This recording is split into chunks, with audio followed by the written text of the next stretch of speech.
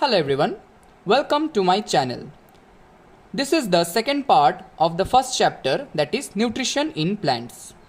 Today we shall start with the activity 2. So let's begin. Activity 2. To show that photosynthesis takes place only in the green portion of the leaves. Now what does this mean? This means only the green part of the leaf will carry out photosynthesis, not any other part. Not any other part means, like in the previous part or in the previous video we have seen that in the croton plant it contains other colors apart from green, like red, yellow, orange. This part of the leaves will not conduct photosynthesis, only the green portion. Okay, so let's see. Materials required: a coleus or croton plant and iodine solution. So okay, remember one thing, along with iodine solution, here we will need also ethyl alcohol. Okay, now take a coleus or croton plant, keep it in the sun for a few days, pluck a leaf and repeat the experiment as described in the previous activity without covering it with aluminium foil. Why will not cover with aluminium foil?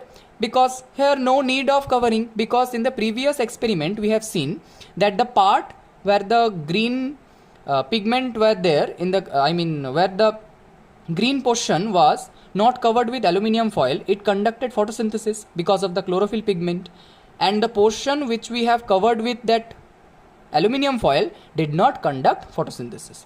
But here we will see that the colored parts of the leaf will not conduct photosynthesis, but the green part will do. Okay, so observe and record your observation. So what we will do, after keeping it in the sun for few days, we will pluck one leaf.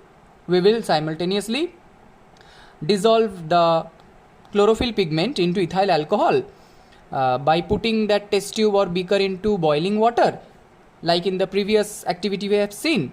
Then we will take out that leaf and we will put iodine solution on it. We will see the portion where the blue color appears. It indicates that photosynthesis has occurred because iodine gives the presence of starch. Because color of iodine is light yellow to light brown or dark brown, when we discharge it on the leaf surface, it will show that the presence of starch is there. Okay. So observation, only the green part of the leaf gives blue-black color with iodine solution. Now, so the conclusion is, this activity indicates that photosynthesis takes place only in the green portion of the leaves, or only in the green leaves. That is basically the green portion of the leaves, the photosynthesis process can occur. Okay. Now, photosynthesis in algae. You might have seen green slimy patches in ponds or near the stagnant water bodies. This we have commonly seen. Suppose in our houses, outside our house, hand pump is there. So at the bottom of the hand pump we can see some green patches or green slimy substance is present. That is algae. Or in the ponds also, the water surface is covered with the green or slimy layer substance, or blackish or greenish black substances are called as algae. Okay. So these living organisms are called algae. Algae are green due to presence of chlorophyll. Why they are green or dark green? Due to the presence of chlorophyll. They can also prepare their own food by the process of photosynthesis. So apart from plants, algae are the organisms that can conduct photosynthesis. Okay. Now, factors affecting photosynthesis.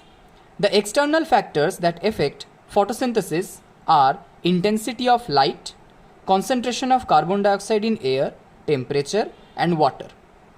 Internal factors include chlorophyll content and accumulation of the synthesis products. So what are the basic external factors that are required for photosynthesis? intensity of light. Now what does this mean? Intensity of light or the wavelength of light is very much important to carry out photosynthesis, because photosynthesis only occur in presence of visible light. I mean in presence of white light or visible range light. Okay, and concentration of carbon dioxide in air, the temperature and water are the external factors. Mark this, the external factors are intensity of light, not only light but the intensity of light is required, because if it do not get the proper intensity, photosynthesis will not occur. Concentration of carbon dioxide, similarly proper carbon dioxide concentration also is needed, temperature or the warmth and water. Internal factors include chlorophyll, that is the content of the leaf, that the leaf should contain chlorophyll, otherwise photosynthesis will not occur. Accumulation of the photosynthesis products. Now the accumulation of the photosynthesis products means that is the carbohydrate. That is, for the photosynthesis to occur, the plant should have the capacity to conceive or to accumulate the carbohydrate that is produced after photosynthesis. Also, the plant should have the property to convert that excess or extra carbohydrate to starch also. Okay. The process of photosynthesis helps to maintain a balance between oxygen and carbon dioxide in the atmosphere. Now, the process of photosynthesis helps to maintain a balance between oxygen and carbon dioxide in the atmosphere, as the carbon dioxide is absorbed and oxygen is released in this process. That's why we say plants are very much important in our, that is, plant is very much important for our living, because it produces oxygen in our atmosphere which we inhale and exhale carbon dioxide. So we say that deforestation is a very, this is the reason that deforestation have an ugly impact on our environment, because plants produces oxygen, as well as they are also called as the primary producers or the producers, because they produces the food in presence of carbon dioxide, water and the external and basically the external and internal factors. Okay. The process of photosynthesis helps to maintain a balance between oxygen and carbon dioxide in the atmosphere, as carbon dioxide is absorbed and oxygen is released in this process.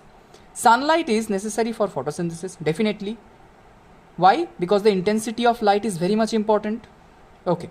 The sun is the ultimate source of energy on the earth, because without the presence of sun, the photosynthesis process will not occur, because without that particular intensity of that light, the photosynthesis will not occur. Now, fast fact, plants also need minerals from the soil to grow. So basically plants also need some special minerals or the elements for its growth. So let's see. Nitrogen helps them grow and make leaves. So nitrogen is an element which helps them for the growth of the plant as well as the leaves, because without leaves the plant cannot conduct photosynthesis. So this is how nitrogen is beneficial. Now phosphorus. Phosphorus help growth of the strong roots. Okay, so the strong roots, for the growth of the strong roots, phosphorus is very much beneficial. Now potassium helps the plants make fruit and keep them healthy. So this is the reason why we are asked to eat fruits, because fruits contains potassium, and potassium element is very much helpful for our growth and development also, that is for human growth and development also, because we are also made up of different types of minerals. Now the soil does not always have these nutrients. Thus, farmers use fertilizers to provide more nutrients to the plants. As we know that maximum vegetables or the fruits that we eat are being produced in presence of fertilizers, because the soil are not that much capable of producing minerals like nitrogen, phosphorus, potassium, magnesium, etc.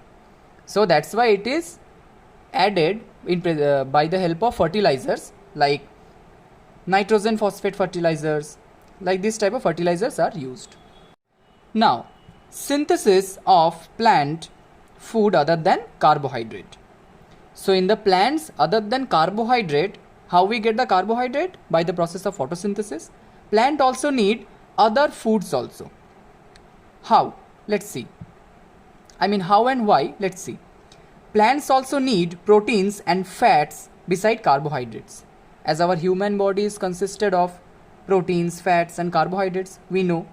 That's why we take different types of food to have all these nutrients. Proteins are nitrogenous substances which contains nitrogen. We all know, apart from carbon, hydrogen and oxygen, nitrogen is also an element that is contained in proteins. So although nitrogen is present in abundant in atmosphere, as we know 78% of our atmospheric air contains nitrogen gas, but plant cannot absorb directly that nitrogen gas through leaves or through stems. How they can have that nitrogen? Plants cannot absorb atmospheric nitrogen directly. So plants get nitrogen from soil, as we have discussed in the first fact also. So plants also need minerals from the soil to grow, like nitrogen element. So nitrogen element is been taken by the plants through the soil. Okay. So certain types of bacteria called rhizobium, as you can see the picture, are present in the soil. They convert the gaseous nitrogen into usable form. So they convert gaseous nitrogen into a usable form and release it into the soil. So this rhizobium bacteria, what they do? They capture or accumulate the nitrogen gas and they convert this nitrogen gas to its usable form, right? That is by that form by which the plants can absorb into its body, and the soluble form is ammonia. So they convert gaseous nitrogen into usable form and release it in the soil. That is, rhizobium converts that gaseous nitrogen into a nitrogenous compound and they release it into the soil, and through the roots the plants absorb that nitrogenous compound and get the nitrogen element. Plants absorb this soluble form of nitrogen along with water and other minerals through their roots. So this nitrogenous compound is water soluble. That's why through the roots the plants can get the nitrogenous compound as well as other minerals which are required for the plant's growth. Now, sometimes NPK, nitrogen, phosphorus, potassium fertilizers are added in the soil to fulfill the need of nitrogen. As we have seen here that thus farmers use fertilizers to provide more nutrients to the plants. That is nitrogen phosphate fertilizers, potassium, that is nitrogen, phosphorus, potassium fertilizers, that is NPK. These fertilizers are added in this field. In this way, plants get nitrogen along with other nutrients. After the fulfillment of all nutrients, plant synthesize proteins and fats. So after they get this nitrogen from the soil, so after the fulfillment of all nutrients, plant synthesize proteins and fats. That is by the nitrogenous compound. I mean, when the fulfillment of nitrogen is complete, the plants synthesize the proteins and along with fats also. Now, other modes of nutrition in plants. Green plants can make their own food from carbon dioxide, water, in presence of chlorophyll, a green pigment present in green leaves, and sunlight. What is this process called? Photosynthesis, right? So green plants are autotrophic, but here it is written other modes of nutrition in plants. So apart from autotrophic nutrition, we will see here that plants also go through heterotrophic nutrition, that it depends on other organisms or other substances. So let's see. Plants which do not contain chlorophyll depend on other living organisms for their food. So definitely without the presence of the green pigment, that is the chlorophyll, a plant cannot carry out the photosynthesis process. So definitely they have to survive in this planet, right? So they have to go through or undergo heterotrophic nutrition mode. Such plants undergo heterotrophic mode of nutrition. Various types of heterotrophic nutrition are described below. So let's see. Saprotrophs. The plants which derive their food from dead and decaying organic matter are called saprotrophs. So what are saprotrophs? The plants which do not have chlorophyll content, but they can survive through depending upon the dead and decaying organic matter. Now, saprotrophs secrete digestive juices on dead and decaying matter and convert it into a solution. So what they do? They secrete some digestive juice or enzyme from their body, and they make this dead and decaying matter into a soluble form or a solution, and they intake that into their body for their survival. So they then absorb the nutrients from it. Example, let's see. See, mushroom. We all know about mushroom. We also eat mushroom, right? Not all mushrooms, but few mushrooms we eat, right? Why? Because the mushrooms are highly proteinous. It is also a saprotroph. It cannot make their own food but have to depend on dead and decaying organic matter. Saprotrophs, okay. Plants such as mushrooms, molds. What are molds? See the picture. This is the bread mold. That is, the molds have occur on the surface of the bread. Undergo saprophytic mode of nutrition. So this type of nutrition is called saprophytic mode of nutrition. The fungus that you see on leather cloths, breads or pickles during rainy season is also saprotroph. See, this is the leather bag, this is the leather cloth, and this is the mold or the bread mold, right? See, on the leather bag surface you can see these are the saprotrophs, that is the fungus. On the cloth of this on the leather cloth also you can see, and these are the bread molds or the bread fungus. Okay, now the fungus that you see on leather cloths, breads or pickles during rainy season is also saprotrophs. So basically this all three you can see, these funguses are called saprotrophs. Now, parasites. The plant which derive their food from the body of other, that is host plants, are called parasites. Host means who welcomes, right? Here the host is some other plant, and the parasites are guests. Basically, if we say that they have to depend on other plants for their nutrition. The plants which make a part of their food themselves by photosynthesis but derive other components such as water, minerals, etc. of food from host plant are called partial parasite. So there is difference between parasites, or there are two classification. One is partial parasite, another is totally parasite. That is, one is partially or half parasite if I say, and another is complete parasite. Why this difference? See, the plants which make a part of their food by themselves by photosynthesis but derive other components such as water, minerals, etc.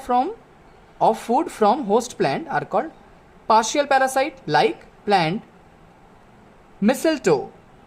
As you can see here, this is the mistletoe plant, are partial parasite. Mistletoe can make its food but get water and minerals from the host plant. So I think many of you have seen while traveling that many large trees have this type of mistletoe on it. These are called partial parasite. Now, the mode of nutrition in plants such as cuscuta is totally parasitic because they derive their food from the body of host plant. So mistletoe can make its own food but get water and minerals from the host plant. That is, it is not completely dependent, partially dependent. It can make its own food, but it needs water and minerals from other plants. But in case of Cuscuta, they have to totally depend on the other host plant. So they are called complete parasites. Now we will go through insectivorous plants. What does this term signifies? Insect. So they have to depend on insects for their survival. Okay. Green plants which make their own food but depend on insects for nitrogenous food. Okay, so this is very important, that they can make their food, but they have to depend on insects for nitrogen, or the nitrogen component from the nitrogenous food. Because as we have discussed in the previous part or in the previous page, that nitrogen is very much important for the growth of the plant as well as for the growth of the leaves. Otherwise it cannot carry out photosynthesis. Right? If the leaves are weak and the plant is weak, how will it carry out photosynthesis? So definitely nitrogen is an important part. So for this nitrogen content, they have to depend on insects. That's why they are called as insectivorous plants. Such plants grow in mineral deficient, especially nitrogen deficient soil.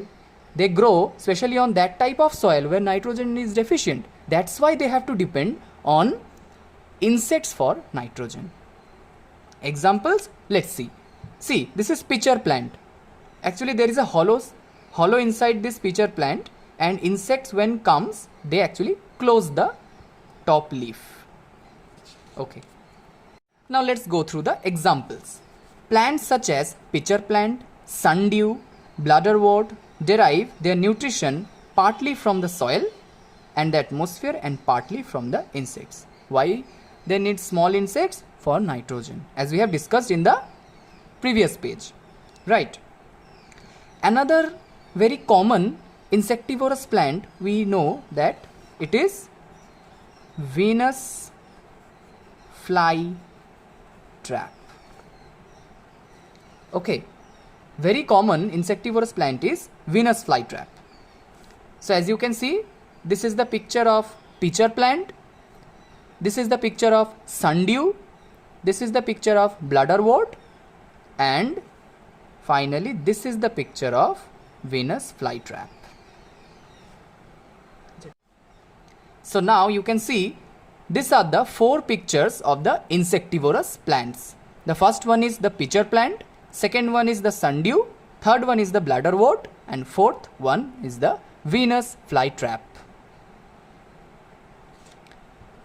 Now, in pitcher plant, the leaf is modified to form a pitcher-like structure. The bright color of the pitcher attracts the insects. Inside the pitcher, there are several hair-like structures that trap the insect downwards. See the picture? As you can see, the hair-like structures that actually do not allow the insects to go out of the hollow surface. And the leaf-like structure, that is the pitcher, after the insect get inside, it closes it. This is how the insect gets trapped. When an insect sits on the pitcher, the lid closes and the trapped insect entangles. What does this entangle means? That is, gets twisted into the hair. The insect is then digested by the enzymes secreted by the plant. So this is the mechanism by which the insectivorous plant, especially here the pitcher plant, traps the insects and gets the nutrition, that is nitrogen. Now, symbiotic, a relation between two organisms in which both the organism benefit each other is called symbiosis. That means, like we have seen in case of parasitic plants, that it will only take the nutrition from the host only, but they will not give anything. But this symbiotic species, or by symbiosis process, the organisms will give benefit to each other. Okay, that means the host will also get the benefit as well as the other one. The two plants which live together as parts of the same plant and mutually help each other are called symbionts. So this species are called symbionts, that is the host plant as well as the other which is depending on it. Actually both are dependent on it. So these two are called symbionts. So what is the conclusion? No one is host and no one is guest here, because both are symbionts. They depend on each other.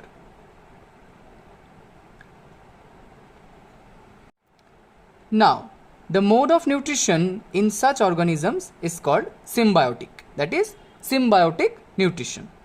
Organisms like lichens undergo symbiotic nutrition. So one of the example is the lichens, as you can see the picture.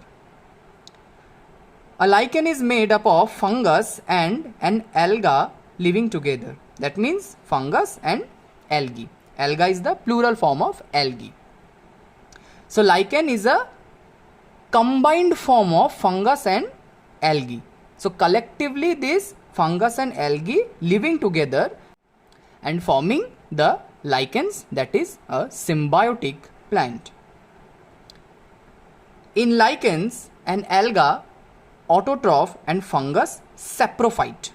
That means alga can do photosynthesis process, and fungus what it will do? It will take the nutrition from dead and decaying organisms, dead and decaying matters, right?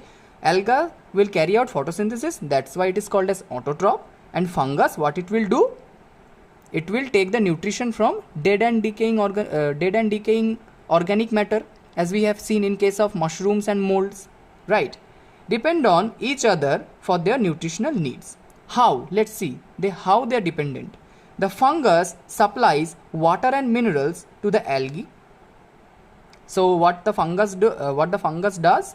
It supplies water and minerals to the algae, whereas algae supplies organic food to the fungus. What is that organic food? Definitely the carbohydrate or the starch, right? Because it can carry out the photosynthesis process and it can produce the carbohydrate. So it produces carbohydrate or the organic food to the fungus, and fungus provides the water supply and minerals to it. So this is how the symbiosis occur, and they are called symbionts. So here the fungus as well as the algae are called as symbionts. Okay. Now, replenishment of nutrients in soil. Farmers continue cultivating their crops year after years. Because of this continuous farming, nutrients keep declining in the soil. So what does this mean? Year after years on the same field, the soil is being used for the production of the crops. That's why all the nutrients or the maximum amount of nutrients are being dragged out by the plants for their benefit or for their growth and development. So what has happened? Nutrients keep declining in the soil. This means the nutrients that were present in the soil is now less in compared to. So hence, to replenish those nutrients, fertilizers are added to the soil. That is, to fulfill that nutrients, fertilizers are added to the soil. As we have seen that NPK, nitrogen, phosphorus and potassium fertilizer is used so that plant can grow properly. That is, nitrogen is used for growth of leaves and the plant. Phosphorus is used to make strong roots, and potassium is used to make the fruits, right? So nutrients are definitely needed, so they are used by the use of the fertilizers. Now, some fungus live in the roots of the plants. Roots of the plants provide shelter and food to the fungus, while the fungus provide important nutrients to the plants. So there are some useful fungus that are basically work as the symbionts, right? As we have seen, symbionts, that is the plant, that is both are mutually dependent on each other, that the fungus helps the plants to get the nutrients, and the roots of the plants provide food and shelter to the fungus. Now, plants require a lot of nitrogen to grow and to be healthy. We all know that. Although a lot of nitrogen is available in the atmosphere, Previously I have discussed that the atmospheric nitrogen cannot be used up by the plants, though 78% of the nitrogen is present in the atmosphere. So by which process the nitrogen is utilized by the plants? That is the rhizobium bacteria. What they do? Let's see. But the plants cannot absorb nitrogen in gaseous form. There is a bacterium called rhizobium which lives in the root nodules of legumes. What are these legumes? Such as gram, moong, beans. Okay. These are the legumes, that is the gram, moong, beans. We all know that legumes means basically the type of fruits which have pods. What does this mean? Pods, that is a closed shell in which the fruits are being found. Suppose pea. See the picture? In this pea, the cover is called the pod. Okay, and inside it contains the pea. Okay, so this type of plants are called leguminous plant and the fruits are called legumes.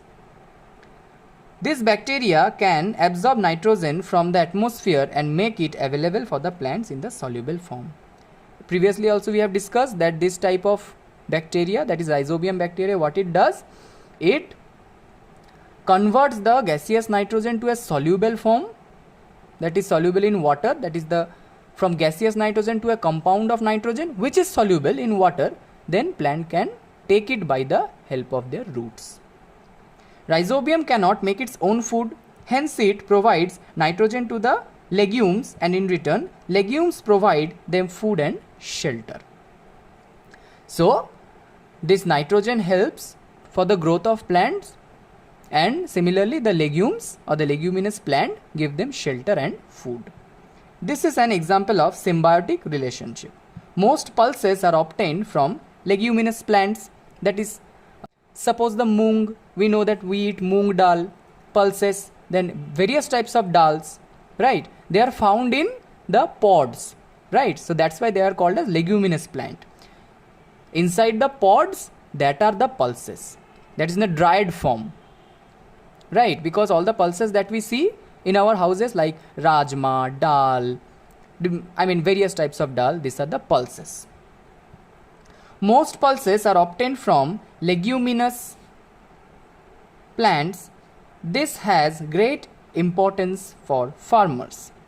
Fields in which leguminous plants are grown from time to time do not need addition of nitrogenous fertilizers. Why they do not need nitrogenous fertilizers? Because the rhizobium, what they does?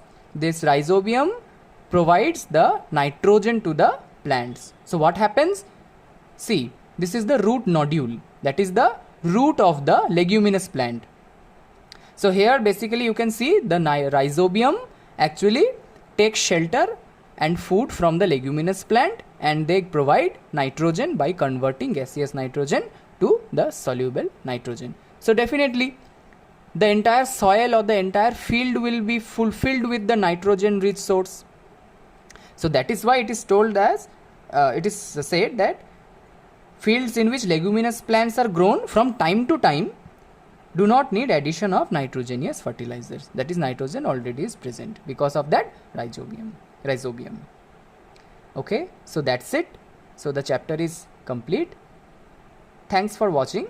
Subscribe, like, share and hit the bell icon.